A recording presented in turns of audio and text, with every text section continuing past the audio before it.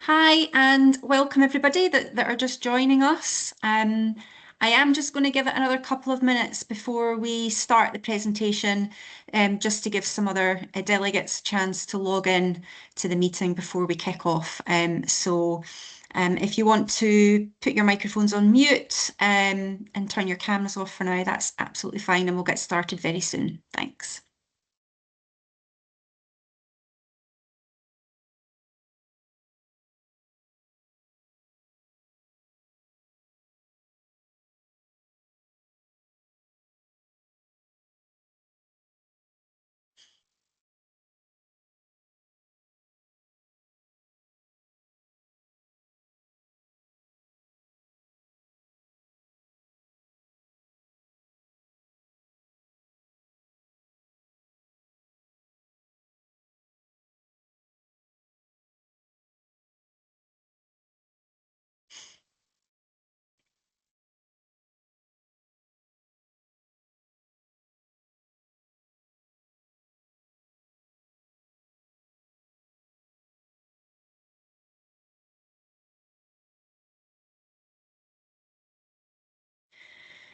Great. So I'll just get started then. I can see that we've still got some people joining.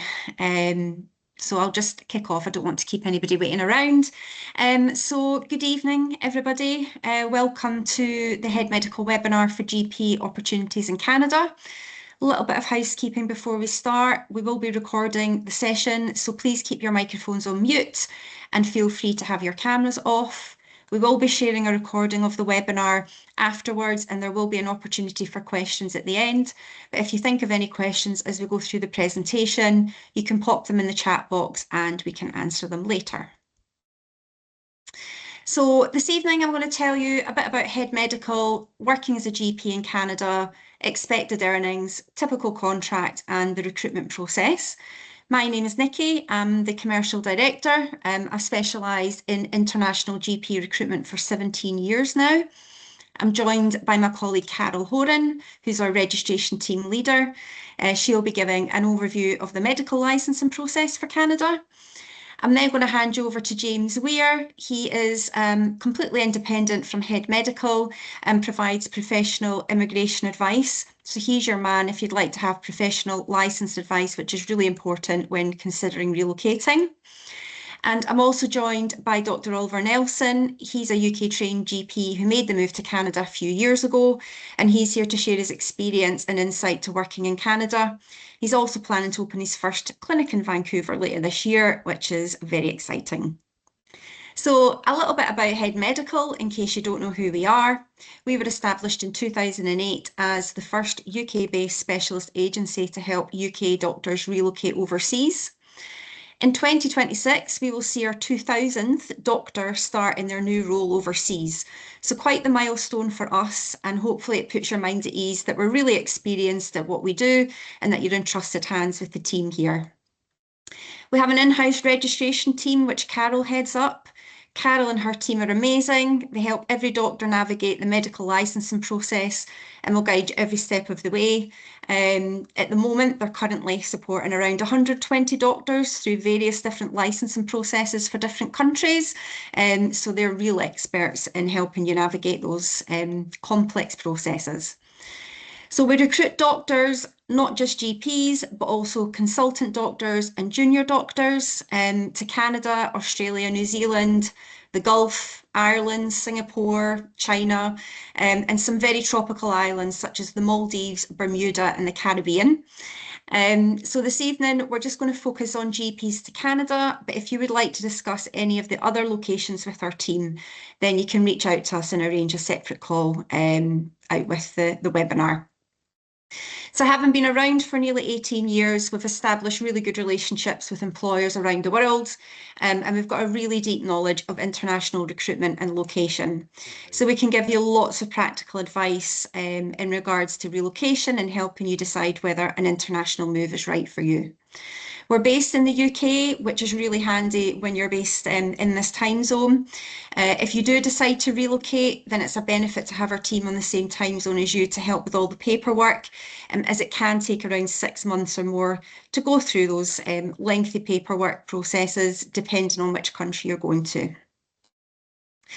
So this evening, we're going to focus on Canada. I'm going to cover a few key topics.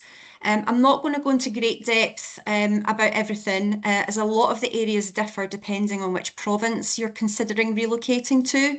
So this is an overview, and I'm happy to arrange some more in-depth one-to-one calls if you've got a specific location in mind. We're not here today to give you a sales pitch. We're here to share our knowledge and expertise to help you make a decision on whether a move to Canada is right for you. So I'll take you through what primary care looks like in Canada, how it compares to the UK general practice, and crucially, how doctors are paid. So the goal is to give you a clear, realistic overview so you can decide whether a move to Canada is right for you professionally and personally. Currently, it's myself and my colleague Alistair who are focusing on recruitment into Canada. We're focusing on Ontario, which is Toronto, Ottawa, and some of the other regional cities, British Columbia, covering most of Vancouver, Vancouver Island, and some of the more regional areas, and Alberta, namely Edmonton and Calgary. However, if there are specific areas you're interested in, we're always happy to do a proactive job search on your behalf, just based on what you're looking for and where you would like to go. So why is Canada relocating doctors from the UK? You're here obviously because you've already got an interest in that. It's something that you've probably thought about. You're probably seeing a lot of job ads at the moment.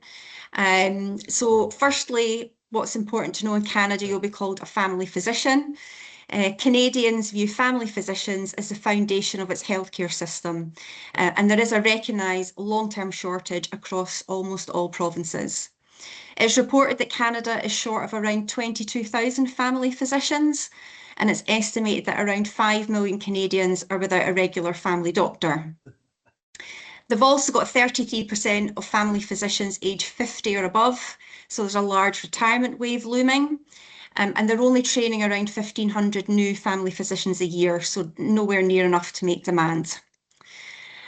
So I know this will all sound quite familiar. You know, it's very similar issues that we have in the UK, but within general practice, it's a trend we see in all countries that we recruit to. In Canada, the governments at both federal and provincial levels are investing in solutions, including streamlined pathways for experienced English-speaking international doctors, which is great news for GPs trained in the UK, Ireland, Australia, and the USA. They've removed the requirement for exams in most of the provinces for GPs who hold either MRCGP, MICGP, FRAC GP from Australia, or who are US board certified in family medicine. So for UK GPs, your skills translate extremely well to Canadian family medicine. The roles are broad, generalist, with a strong emphasis on continuity of care through long-term patient panels, which again will sound very familiar to you. There's also flexibility to develop special interests alongside general practice. But importantly, most GPs that have made the move report far fewer target-driven or box-ticking frameworks with a greater level of professional trust and autonomy.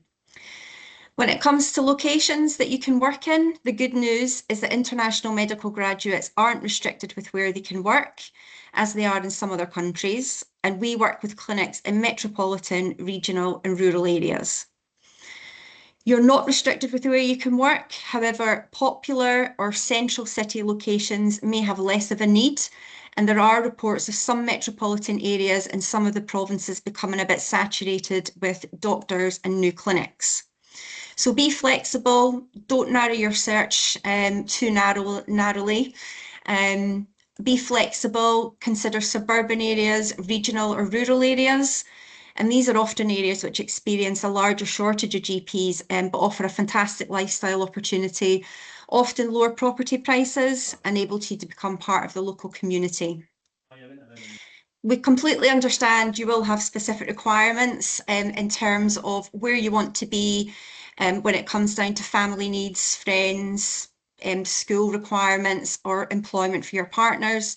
But if you look outside of the main city areas, you will find some great locations that offer a lot in terms of lifestyle, and they can often be more under-doctored than other central locations.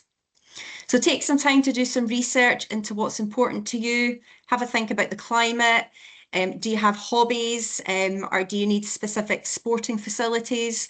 And have a think about where you need to be, and then we can help you identify areas and help you identify good clinics to connect you with. Oops, apologies. Sorry, just having a little bit of an issue here with the slides. There we go. So, family practice in Canada. Canada has a publicly funded healthcare system, often referred to as Medicare. So like the NHS, care is free at the point of use for patients.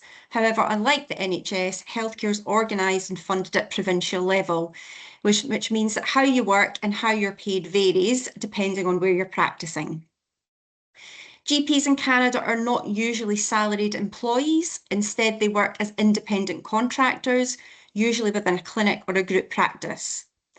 They often have responsibility for their own schedule, billings, and sometimes staffing, although admin, nursing, and allied health support is widely available in most clinics. You can expect to work around 4 days a week or more if you want to. Certainly from speaking to a lot of the practices that I'm dealing with at the moment, a lot of Canadian physicians quite like to work 3 or 4 days a week, but obviously there is scope and opportunity for you to work more than that if you wish. Initial contracts are usually 2 to 3 years with a view to extend. So obviously, if everything's going well and you're happy, practices will be delighted to have you stay on a longer term than that. Annual leave will be unpaid because you're an independent contractor, but can be quite flexible in most cases. Most practices may not be keen for you to take more than around 6 weeks off per year, but you also need to remember that your leave is unpaid and you need to work around that. You'll earn a percentage of your billings from the consultations that you do, and that's typically between about 70 and 80%. The smaller amount goes to the clinic for the running costs, to pay for support staff, salaries, bills, rent, etc. And it's important to note that a higher percentage to you doesn't necessarily mean that you're going to earn more money. Usually a higher overhead to the clinic means more support to enable you to work more efficiently and maximise your billings. So actually, if the overhead to the clinic is slightly higher, but they provide lots of extra support, you could actually end up earning more than if you were earning on a higher percentage. So it's really important to look at each clinic on its own merit and understand how it runs and what support there is for you. The billing system is probably quite a new concept for most of you. It does take a little bit of getting used to, but the clinics will ensure that you're given lots of training on the relevant billing codes and how to maximise your billings. Some clinics might even have a dedicated billing consultant to ensure that everything gets billed appropriately. Each province has a slightly different timeline for paying out billings to clinics, ranging from every 2 to 4 weeks. Payments are made direct to the clinic, and then the clinic pays you for your share, normally within a few days of receiving it from the government. So the important part that you all want to know is, how will you be paid? So once again, there are several different compensation models, and most GPs work under a blended approach rather than a single system. Models vary by province and clinic, and usually the clinic decides which model they're working under, although some of the larger groups do offer flexibility to doctors to decide which model you would like to use within their group. The billing amounts for standard consultations vary depending on the province, but generally it's somewhere between $23 and $75, but that can also be dependent on the patient age and the type of consultation. So some of the main models and terminology you will see used will be fee-for-service, capitation, or longitudinal payments. So this is when you start to see quite a lot of acronyms getting thrown around. You don't need to know what they all are, but just to give you a really brief overview of the main ones. The FFS, which is fee-for-service, which is relevant in all provinces, means you'll bill for each patient consultation or procedure. It offers transparency and control over your income. Your earnings are directly linked to how much you work. So the number of patients you see, the number of hours you work, and when you work. There are uplift rates for working in evenings and weekends.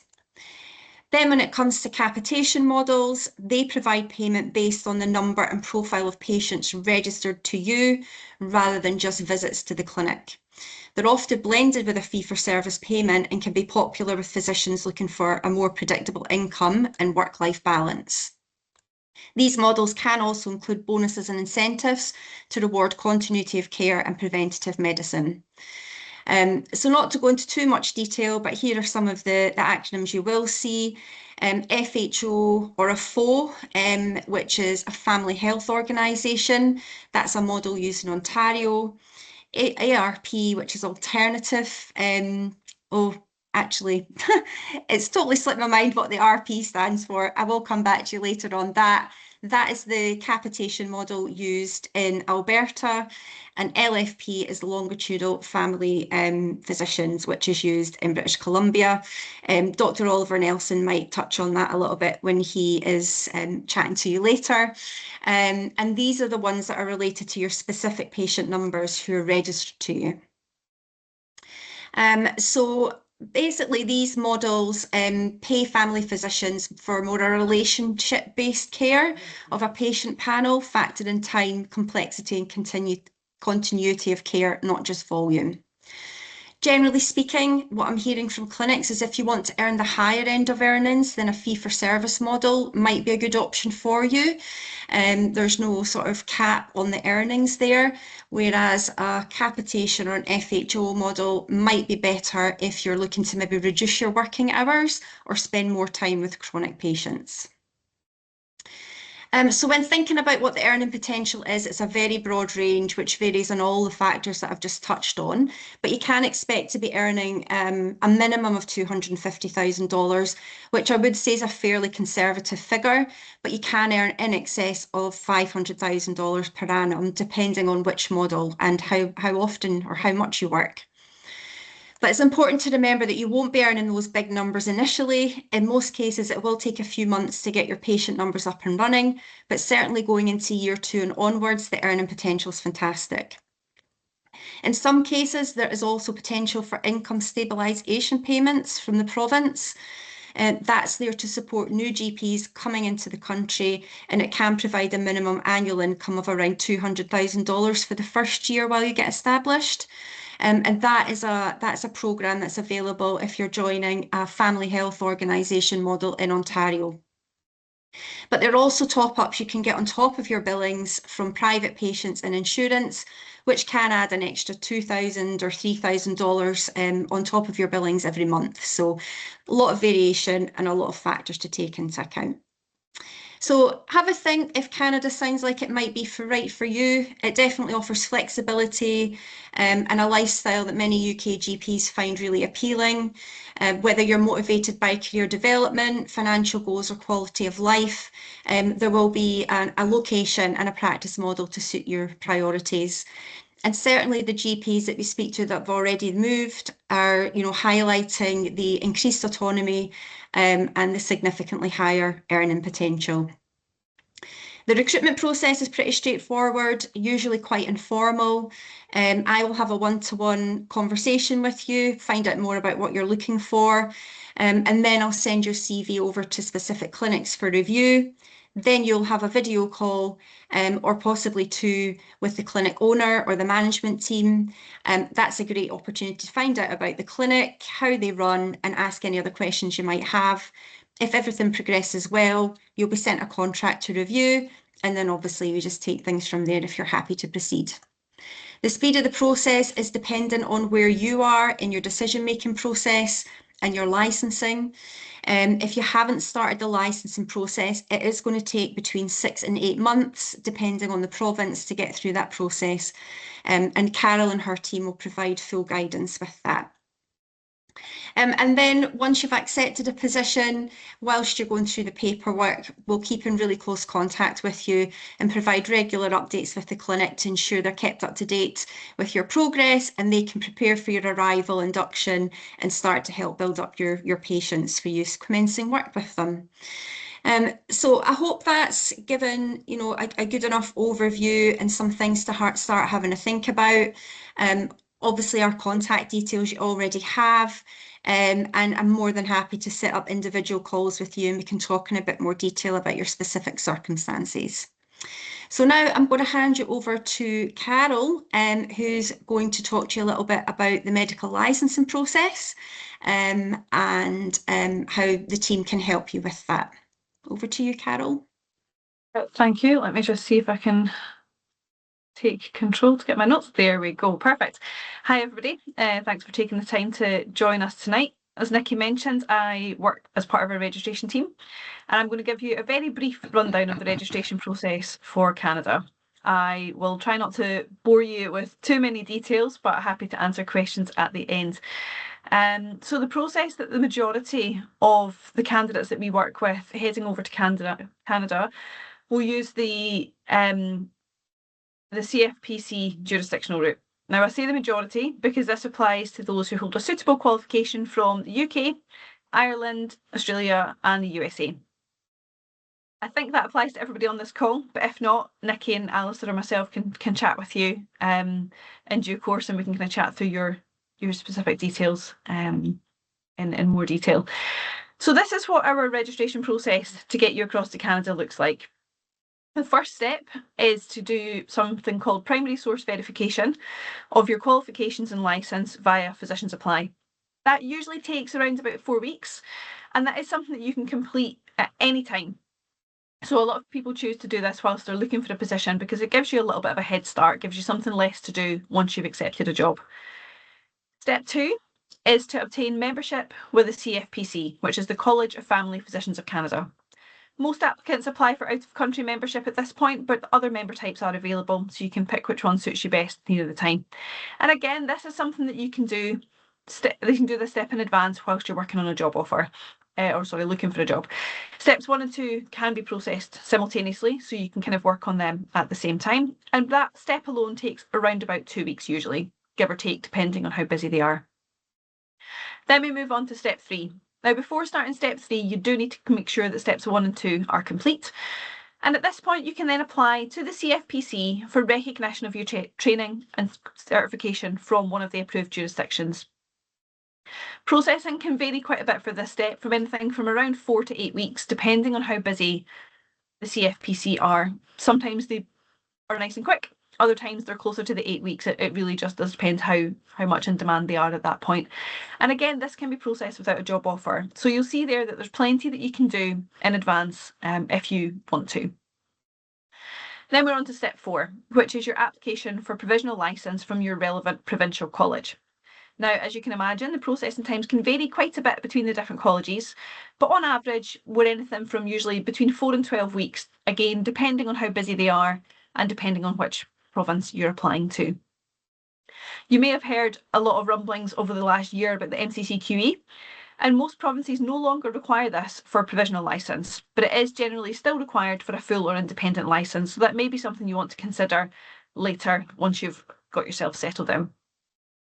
The other thing that's worth mentioning is that most provincial colleges also offer American board certified applicants a streamlined pathway to obtaining their provisional licence, which bypasses those first 3 steps. So if you are American board certified, you can actually get there quite a bit quicker because you can jump straight ahead to step 4. So the overall processing time for steps 1 to 4 is around 4 to 6 months, depending on various different factors. And then you'll have your work permit after that, which James will go through with you in just a few minutes. And I know everybody's going to be sitting wondering about costs. I've purposely not put them in because I didn't want to bombard everybody with lots of numbers. But as a general average, steps 1 through 4, you're looking at somewhere in the region of 6,500 to 8,000 Canadian dollars. And any immigration related costs will be on top of that. Like I say, those costs vary quite a bit between province. So once you've kind of narrowed down where you think you're interested in, Nikki or Alistair, when they're chatting through jobs with you, can have a look at that, province specific costing in more detail with you. And then step 5 will be the work permit, which James will cover with you. The last thing I want to mention is in relation to English language, because this is a question that comes up quite a bit. Most people are required to submit evidence of English language as part of the licence application. As a general rule, and it is province specific, but as a general rule, you'll be exempt from your primary language of education and patient care has been English, and that counts for both your initial training and your work since you qualified. So as long as your primary language has been English, you may well be exempt from providing any further evidence. Where you can't apply for an exemption for that, an English test such as IELTS or OET is likely to be required. The exact requirements are province specific in terms of the tests that they'll accept and the scores, but again, we can talk you through that as to what you'll need. So if you think you're someone that's definitely going to need to do an English language test, again, this is something else that you can be working on in advance. And then, as I say, step 5 is work permit. So that means I can nicely hand you over to James and he can talk all things immigration. Thank you very much. Good evening. I don't have control of the slides, so we'll see how this goes. So pathways to permanent residency, there really are 3 steps. So your work permit would be the first step, bringing family members with you. Some of these processes can be started simultaneously. Well, before you get to get to Canada, you can start them if you're in the UK. It's very case specific and again province specific, because like Nikki mentioned, the provinces all practice their own healthcare recruiting and they have control over all health things related to healthcare.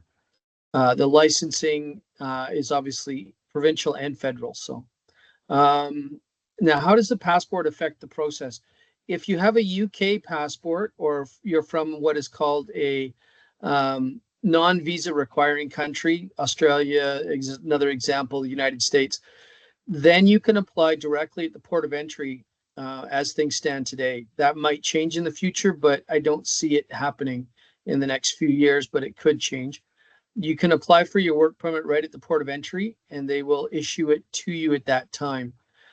There are some advantages of applying at the port of entry, depending on what your overall immigration target is and how long you want to be working at this.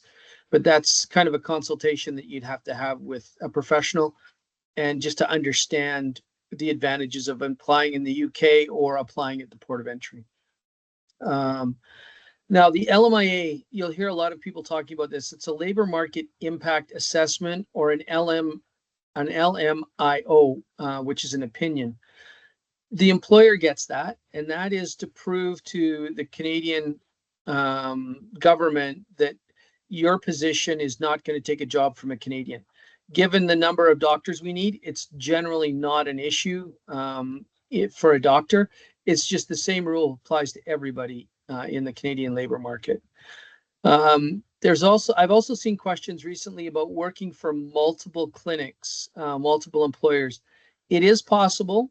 However, an LMIA does require the worker to work a minimum of 30 hours per employer. So if you were working for 2 independent employers, you'd have to work a 60-hour week.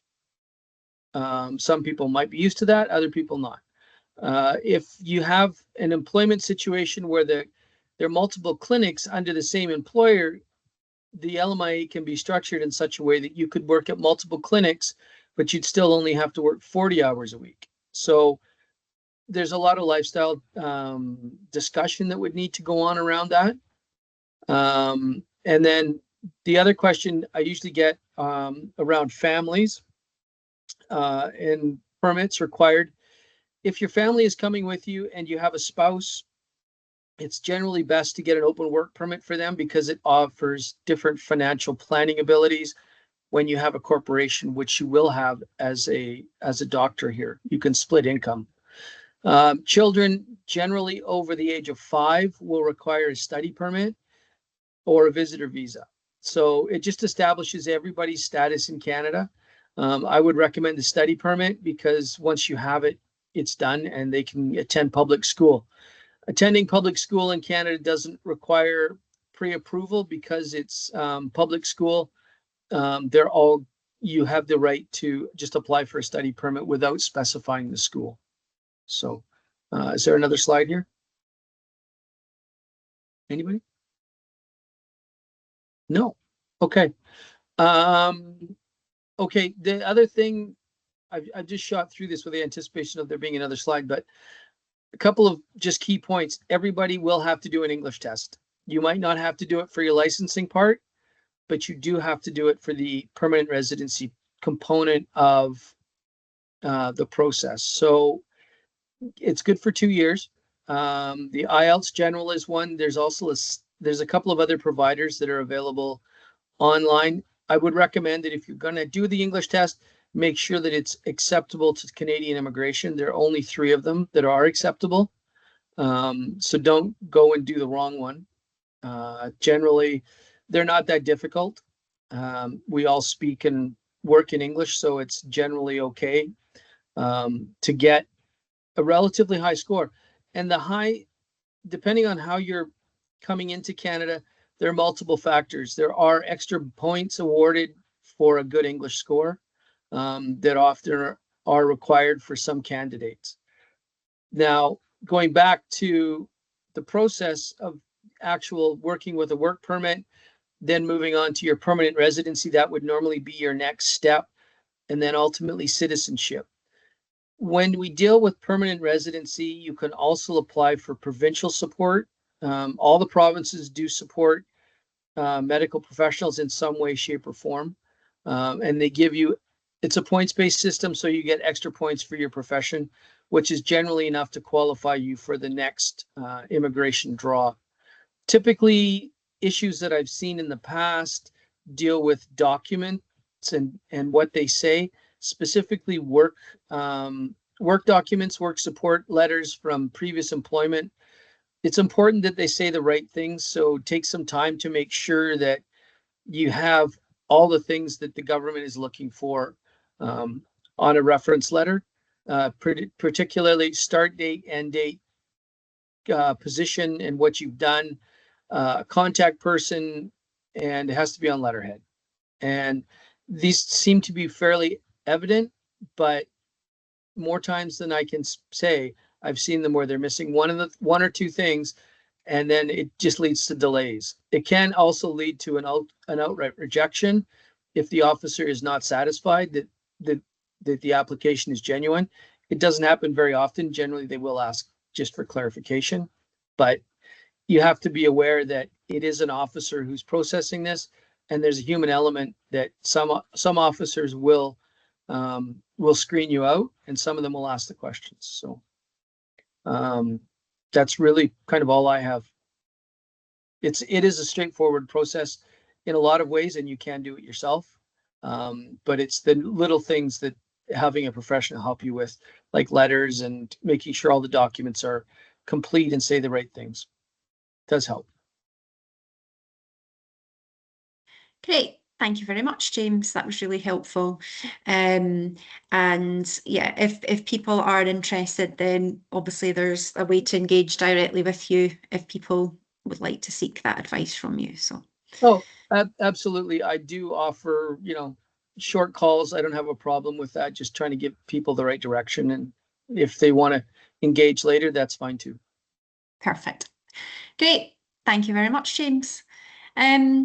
Oliver, over to you if you're ready. I think you're going to share some slides from your screen. So if you can take control on the top bar. Yeah. If you can see that. There we go. Perfect. Yeah. Yep. Okay. Let me Great. just put this into slideshow mode. Brilliant. Okay. Great. Thank you. So, hi everyone. My name is Oliver Nelson. It's been very interesting seeing part of my life through these slides, because I've been doing everything that the Nikki and the rest of everyone's been talking about. Now, as you can tell, I'm from the UK. I worked in a little town called Bury St Edmunds, and I did my training there, and VTS, and eventually worked there for a year as a salaried doctor. So I want to today come to you as a UK doctor in Canada, not as someone who is a future clinic owner, because I think it's easier for you that way, and it's a bit more practical. So what kind of pushed me to go this way? Well, during that time, it was, COVID had just started. I had two dependents. I had my wife and my child, and I was, house prices were going through the roof, and I really was struggling to see how I was going to provide my family, buy a house, and save for my future, really. So a lot of my initial incentive was financial. However, as you can see through what other, Nikki and other people have been saying, that actually, reflecting, when Nikki asked me to speak today, I was reflecting on the things that I've really, the benefits, and a lot of it has been autonomy. A lot of it has been sort of professional benefits that I've gotten out of it. So what I found in the UK, I'm not trying to bash the UK, because it's been fantastic time. It was a fantastic time for me. It taught me a lot, but there are differences that are really important. And what I found was that when I was a salaried there, it was very hierarchical, right? It was, you work in a group of doctors, you have the practice manager, you have the partner, you have the senior partners. Whereas here I find that, we call them associate doctors or independent contractor, you have a lot more say over your time, and you have a lot more. So, for example, you can work how many days you want. If you want to work, Monday, Tuesday, Wednesday, 3 days, 4 days, 5 days. If you want to, say, for example, do morning telephone calls, or go and do an afternoon of face-to-face, or if you want to, let's say you need to take your kids on a Thursday afternoon, you can work around your clinics like that. And you don't really have to ask anyone. You don't really, no one has to authorize it. You just tell the MOA, the medical assistant, this is what I'm going to do, this is how my schedule to change. And you can change it multiple times as you go along. And vacations as well. Yes, there is, I guess I want to talk about, your patient panel later on, but, I was always a person that I like to work, get tired and go for a vacation, right? And I found that very difficult in my practice, although they're a fantastic practice, because they always wanted to know up front, okay, everyone's going to take 4 weeks holiday. Tell me now at the beginning of the year, tell me now when you put it. And it never kind of worked for me that way. So I found that I'm a lot more free to make the decisions how I want. I also find that, there's less administrative burden, not in the way that you get labs and lots of things like that, but in terms of revalidation, I never kind of got there because I left before that, but revalidation, all these kind of things are notably easier. I think Nikki did mention it before, but there's a lot more push to kind of free doctors to do their clinical work, because we do have a shortage. And I think that everyone above is keen to get us to see patients, which I kind of enjoy. I prefer that than doing things like revalidation and all those kind of things, work with 14 fish and those kind of things. Okay, so differences in clinic structure. Now, one of the first things that Nikki asked me, she asked me, do you have nurses in the clinic, or do you plan on nurses? And it's kind of very different structure here. In practice, we don't use a lot of nurses. We use more MOAs, which are much more like HCAs. Generally, as doctors, we like to, avoid full days of crushing heart failure with complex cases. You want to kind of mix it up. So a lot of things that the nurses would do, I kind of enjoy doing. They kind of keep my day more stable. The appointments, keep them on time, and I think my patients enjoy seeing me for those things as well. So other things, it's hard to tell you all the differences, but let's say we don't have an on-site ECG, which would be crazy thinking about it before. That would be mad not to have one. But generally what I do is that we have a service where the laboratory where patients can go, I can get a rapid ECG that's read by a cardiologist.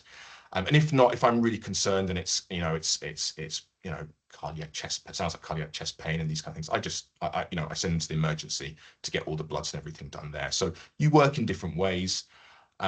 Another one is, a notable one is no home visits.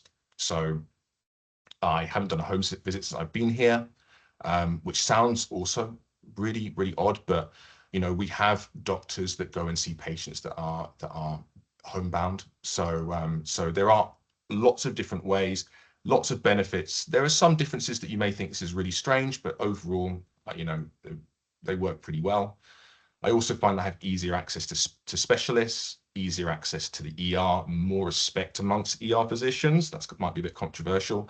And also having your own panel. This is one of the things that I've actually found probably the most rewarding, is that I don't share my panel with other doctors. We may cross cover, but overall, I get to know my patients really well, and I act in a way that how I imagined a GP would be maybe before I became a registrar. And I think in terms of working, scope of work is also a bit different. Before I didn't do much occupational medicine, lots of maybe kind of verging on sports medicine. That is that we work with the government for the insurance. We do some private work like drivers' medicals is very common. And I also have more access to a lot of investigation. So I order MRI knee, MRI spine, all these kind of things. Okay, so transition process. So it's, I guess, more of a practical point. When I was coming through, I wanted to give you some practical points for people that are sort of going through the process now. I guess the first one is, when I was navigating physicians apply, be careful, be mindful, right? I think it's a government organization, but you have to be mindful when you submit stuff that it's not like, oh, okay, I'll submit, I think that's right. No, you really want to be careful. Is that right? That I think there was one thing at one point where people were cutting off parts of their notary public, the notary public when they signed, and that was, it takes 4 weeks to get that rechanged. I had to get something done with my certificate because it was slightly incorrect, and it took 8 weeks to get that redone. So just be really careful. If you've got any questions, ask Nikki, or ask someone at Head Medical, just to review so that you know what to do, just to avoid that delay. Financial planning for that period. Going into it, there is a period of time, people think that once you get into Canada, that next day you're going to be working. From my experience, that wasn't the case. And I've seen people come since, and that's not the case. So that sounds scary, but what in between that period, there may be 4 to 6 weeks where you're getting your social insurance number, you're getting all of the rest of your work permit figured out, you're getting signed up to MSP, you're getting signed up to the colleges. So there is a little bit of time. It's important that you have some money available during that period.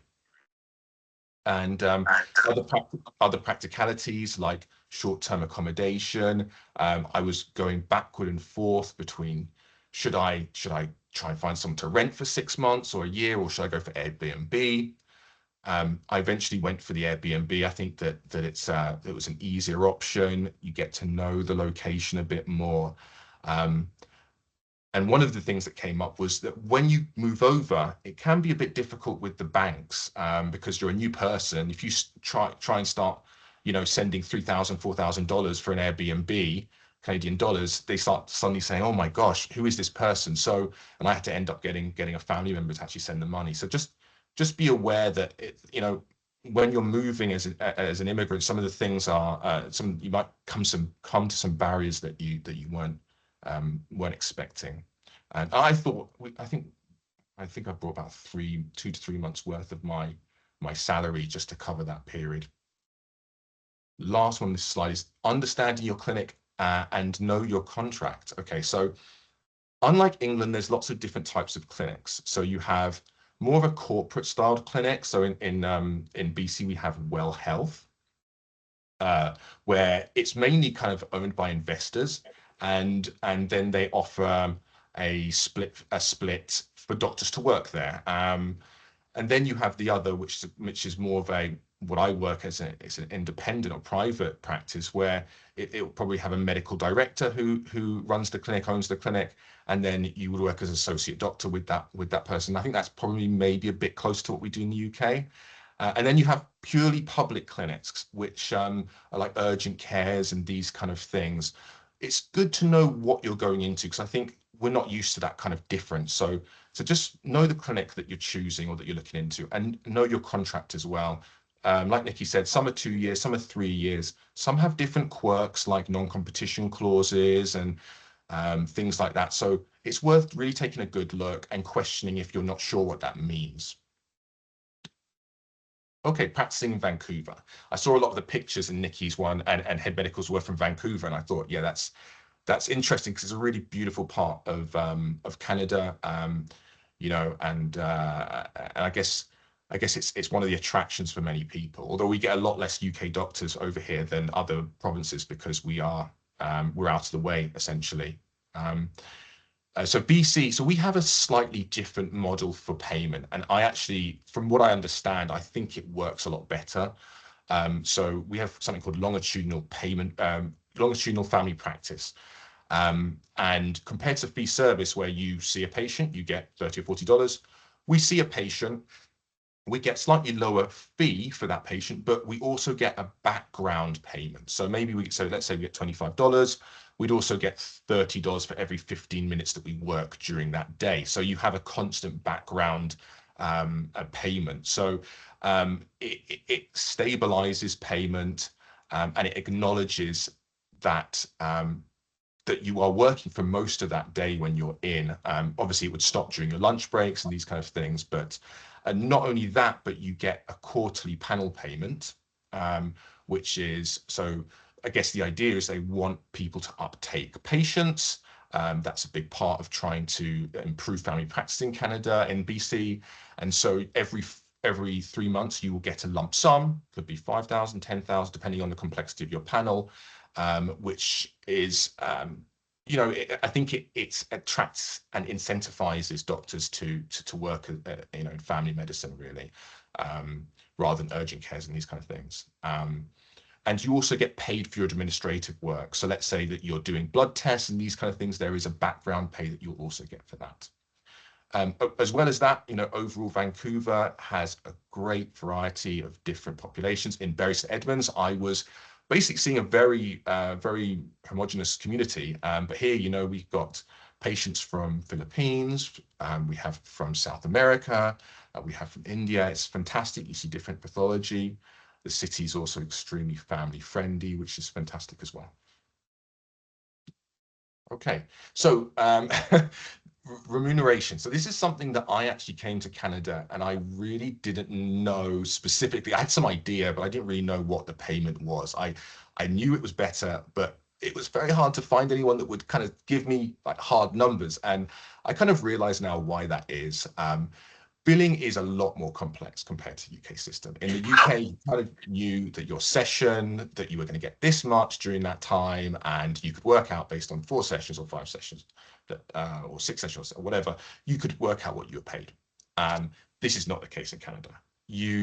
There's a wide disparity between practitioners. And, if you're thinking different people work different hours, they see different amount of patients, they do different amount of private work. And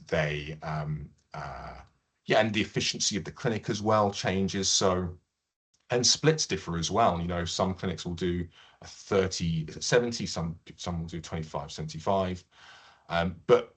So we'll go into an example. But so another thing is how your earnings are felt, and we'll do this in the example. But we can incorporate here, just like James said, we incorporate, and every doctor pretty much incorporates for tax efficiency. It's not tax avoidance, it's tax efficiency and tax deferral. And so you may draw down on earnings, but it allows you to save and build wealth more easily.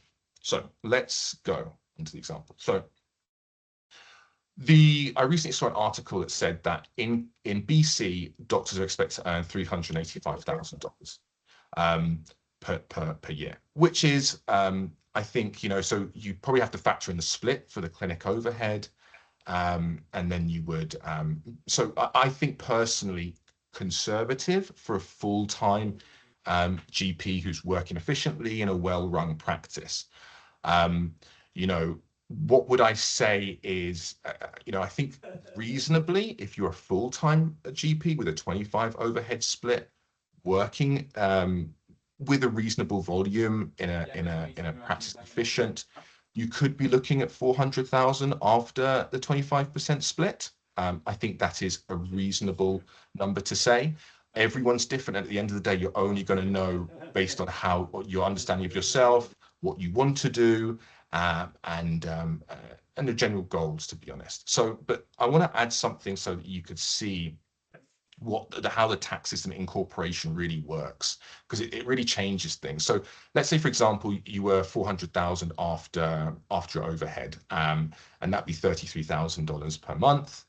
And you decide, you spoke with your accountant, you said, okay, so my personal draw, I want 10,000 every month so that I can do my rent, do all these kind of things, do my kids for school, do food, do a holiday if I want. So you would draw down on 15,000 a month, and then you would pay 5,000 for the tax and take home 10. And that would go under the regular tax system. Then you would say, okay, well, I'm going to leave the rest inside my corporation. And that would be then, so let's say 18,000 left a month, that would be taxed at a lower rate at 11%, leaving $16,000 retained. So you can see that, so instead of that being taxed at 50% like it would do in the UK. Sorry, everything okay there? Okay. So you would, instead of being taxed at 50% for the higher bands, that would leave more inside your corporation where you could use it. Let's say you wanted to invest it or something like that.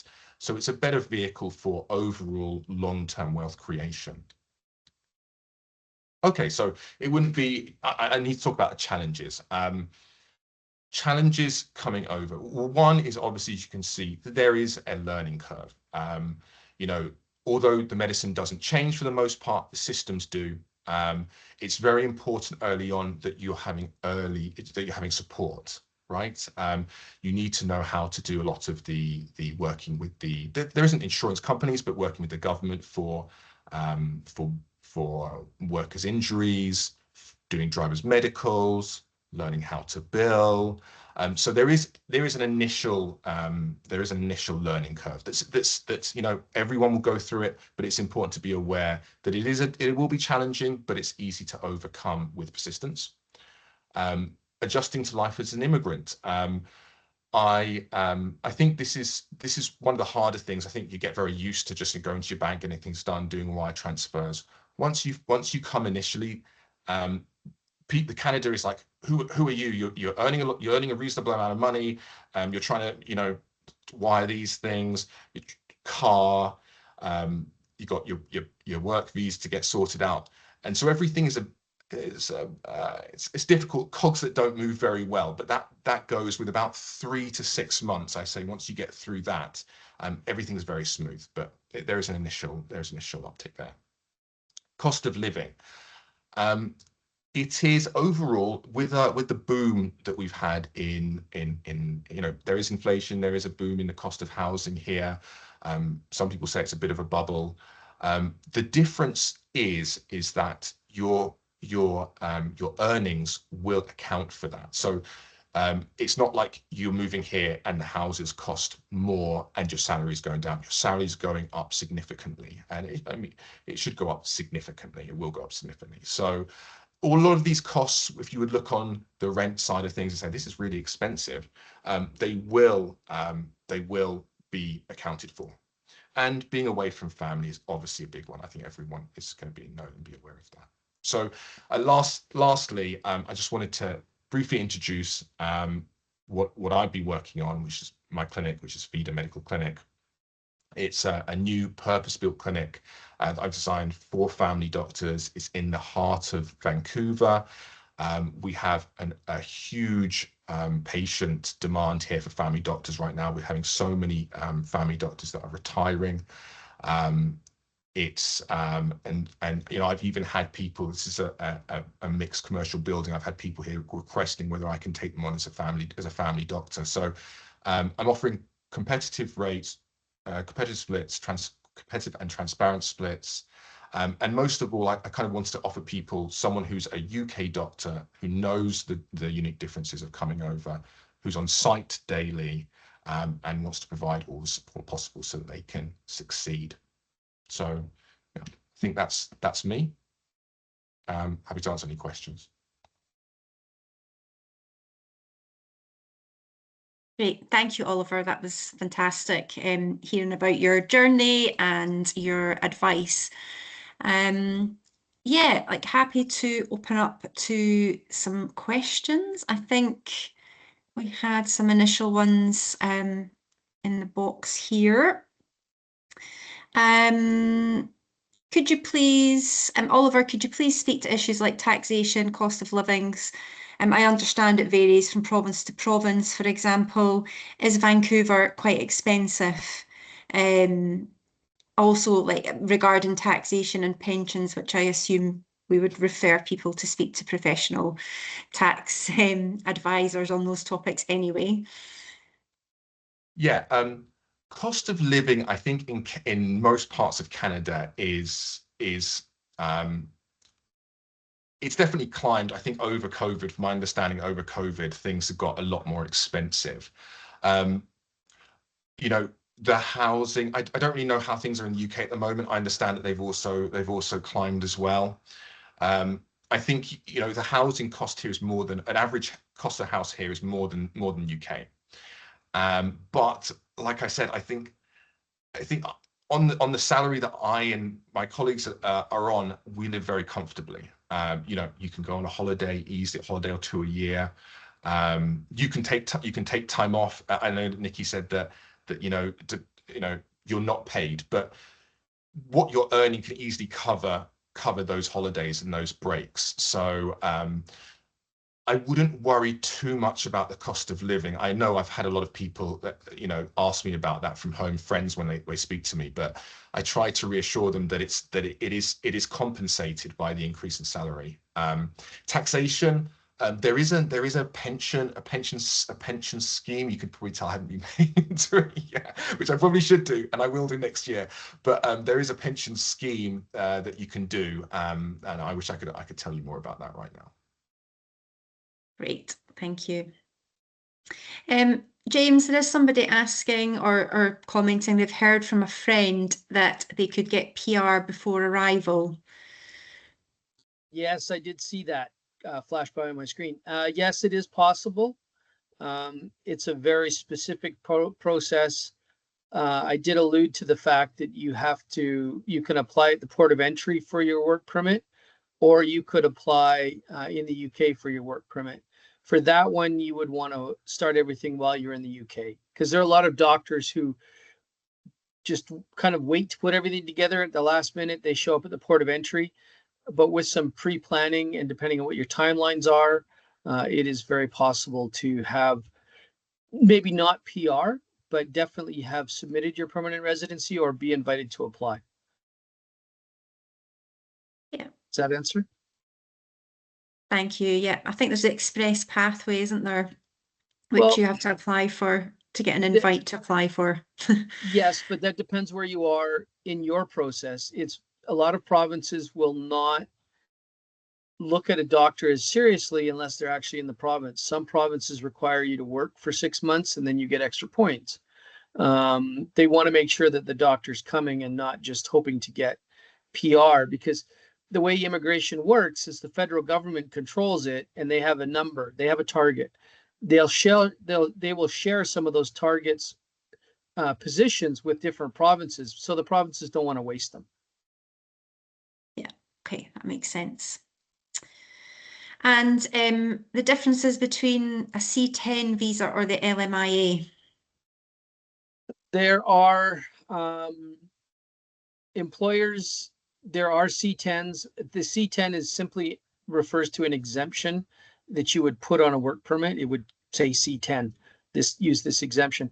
It is slightly faster, but you are at the mercy of the officer at the port of entry as to how long it might be. An LMIA will give you a specific time frame, depending on the organization, between 2 to 3 years. And that's established with the opinion that they've received from the government. Whereas a C10, the officer at the border does a little bit of the final investigation, and he might say that you're not in, because a C10 is an exemption for someone who's in demand in Canada for specific reasons. Obviously, medical doctors are. But if you were to be going to someplace that's maybe over doctored, the immigration officer might say, well, there isn't that big a need for you. So there are possibilities of questions being asked. It's just not as stable. Sure. Yeah. Okay, thank you. Another question. I'm a UK trained GP already licensed and practicing in Nova Scotia. If I were to work in Alberta or BC, would I need to re-register in those provinces? It's one for you, Carol. Yeah. Bottom line is yes, you would need to re-register, but because you're already licensed and practicing in Nova Scotia, it would be a much simpler, much more straightforward process. So you would skip past the vast majority of what I've mentioned tonight because you've already done it, and you would go through a much simpler application process, which we can happily discuss with you at a later date. So yeah, bottom line is yes, but it should be pretty straightforward.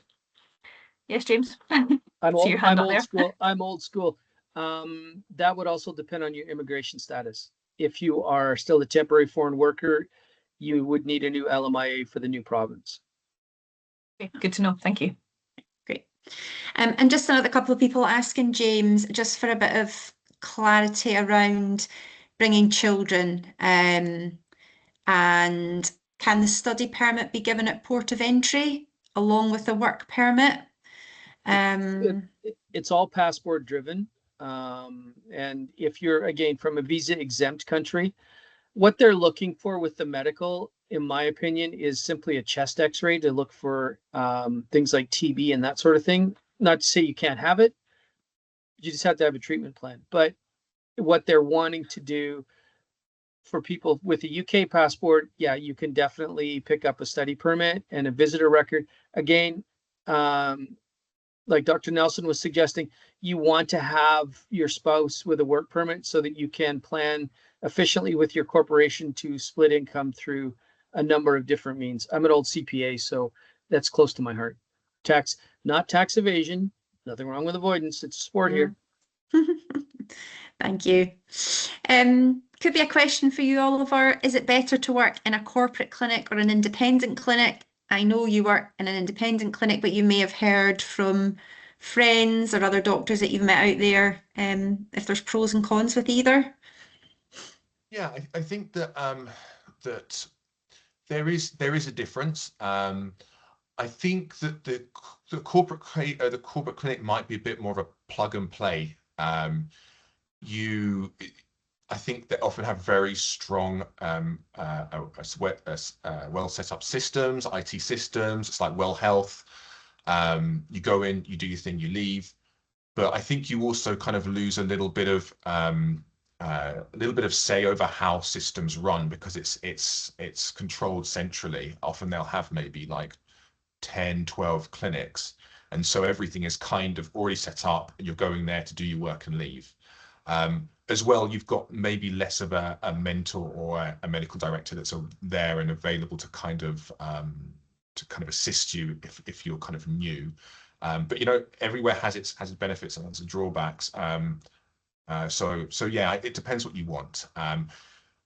Personally, for people that are coming over from the UK, you might benefit more from going from a to a independent that has someone there, either a UK GP that's working there as an associate, that can help you navigate life and navigate work, than somewhere that might just be by Canadian GPs with no one there that really understands your pathway.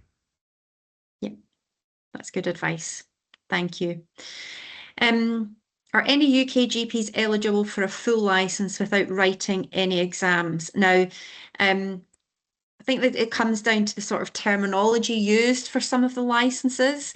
So I think what you might see is you can get a license to practice independently within your scope of practice without writing exams if you have MRCGP, for example. So what that means is obviously it would be an independent license, but within family practice only. Oliver, you might be able to help with this one actually. So as it's a similar license that you'll get in BC. Have you found that there are any requirements at all to do any exams to get a fully independent license in BC? So when I started, I came through the MCCQE one, Okay. which that pretty much permitted you have partial, and then after your 3 months and the supervisor has ticked you off, then you go to full. I'm not really aware of anything else past that, to be honest. That I Yeah. can really give you an idea on. Yeah, I think it's just some of the names of the license and the terminology alludes to the fact that you're not fully independent. But I think as long as you're looking to practice within family practice only, it is a full independent license that you're getting there, as long as you meet the criteria with your MRC GP. What other questions? Is it easier to change employers from one province to another? If so, do we need to go on an exit visa and re-enter with a new visa and new LMIA? Yes. um, yeah, again, it comes down to passport. If you so we're just assuming everybody has a UK passport. If you had a passport from Africa, it's a different process. Or from India or Pakistan. You used to be able to do what is called flag polling. That would enable you to go to the American border. You'd basically go down and they would just turn you around, put a sticky in your passport, and then you could reapply for a new work permit with a new employer. They had to get the new LMIA. They had to have permission to hire someone in the Canadian labor market. That's pretty bog standard. But to get a new work permit now, you have to leave. You can't do the United States thing anymore. You have to either go to Mexico or you could go to the UK for the weekend or a week and come back and then reapply at the port of entry. Yeah. And then they issue a new work permit, and the work permit will either have the employer name, but it might just have a geographical region as well. If you were working for a larger company that had 2 or 3 or 4 or 20 practices, it would say Toronto. That gives you a little bit of flexibility. It just depends how the officer processes it. Okay, great. Thank you. And a good question, how long do you see this shortage of GPs lasting? So certainly the figures that I touched on earlier, it's quite stark. And I think over the next 5 to 10 years, that shortage is just going to be even bigger. I think it's up over to 33,000 is the projected shortage. And certainly just to put it into a bit of perspective, when I started recruiting GPs into Australia 17 years ago, the numbers were probably quite similar. And I can say that there have been thousands, tens of thousands of GPs probably relocated to Australia during those years, and they're still experiencing big shortages. So I can't see the shortages disappearing anytime soon. It may be certain locations in Canada might start to have less of a need. But certainly it's going to be a long-lasting problem, I would say. Would you agree with that, Oliver, from what you know? Yeah, I think so. I think there will be certain. I think there's some areas like Calgary maybe that where they have a lot lower population, but a lot of the major cities, I think from like anecdotally, I've seen that there's a lot of GPs retiring in Vancouver, and I'm sure that's happening in other places. And a lot of GPs here, they work for a lot longer.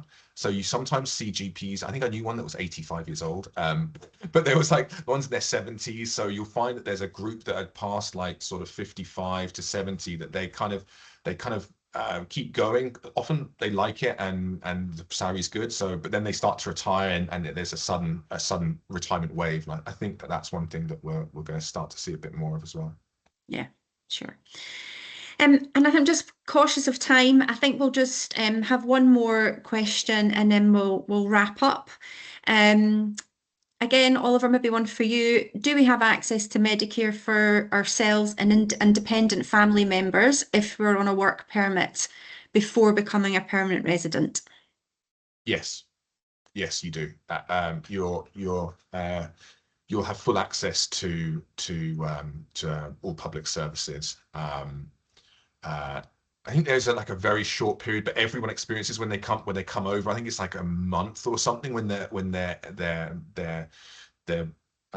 healthcare services are getting logged into the system. But then after that, I mean, we had a baby when we came over, and everything was fully going. We didn't have to pay for anything. So. Okay, fantastic.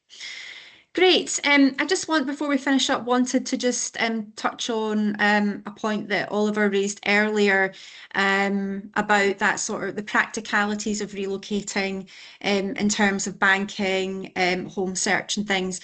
We do work with some very selected partners that we've worked with for many years in terms of specific banks that we can put you in touch with to start those processes before you relocate.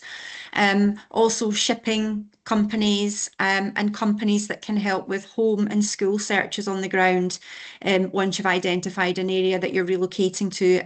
These services are completely independent of Head Medical, but we can make those introductions once you're at that stage of thinking about relocating. And just the sort of extra help of people that are on the ground is obviously quite handy when you've got a lot of other things going on. And we will share this webinar with everybody. Hopefully tomorrow it'll come out with a link by email, and you have our contact details. So if you would like to arrange specific calls with any of us, then we can certainly arrange that. And we can obviously keep in touch regarding Oliver's clinic if that's something you're potentially interested in exploring as well. So thank you very much to everybody for attending. I hope you found that useful. And thank you everybody on the panel as well for your support and your advice. It's greatly appreciated. Thank you very much and have a good evening, everybody. Take care. Good evening.